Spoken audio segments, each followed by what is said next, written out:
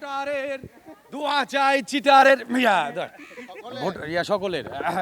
শিল্পী সমিতির নির্বাচন বিগত 2বার করছি, করার পর আমার স্বাদ না মিটিল, পাশ কপালে না জুটিল, এই হয়েছে আর কি। 2বার করছি, করার পর একটু কম ভোটেই ফেল হয়ে যায়, কেন যায় জানি না।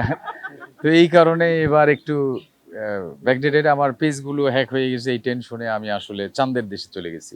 না না, আমাদের আসলে এখানে যারা নির্বাচন করছে প্রতি 2 বছর পর পর আমাদের নির্বাচনটা হয়।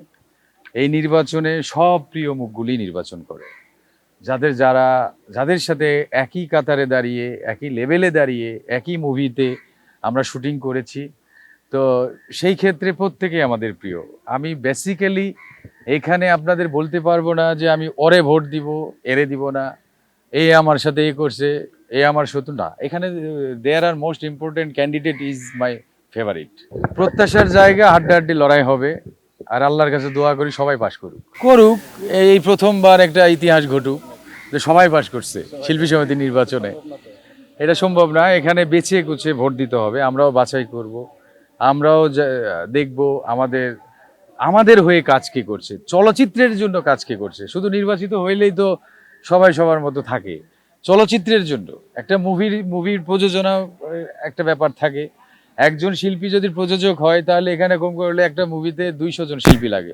এই 200 জন যদি কাজ করতে পারে তাহলে আর লাগে।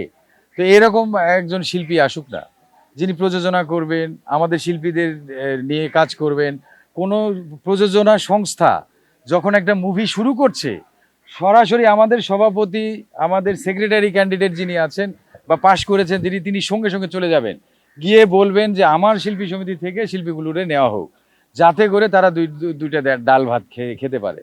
এখন আমি শিল্পী, আমি চলচ্চিত্র থেকে এসেছি, ইচ্ছে করলে অন্য কোনো পেশা আমি চেঞ্জ করতে পারি না, নাহলে ওই স্বামীর মতো আবার কইতে হবে প্রবাসী ভাই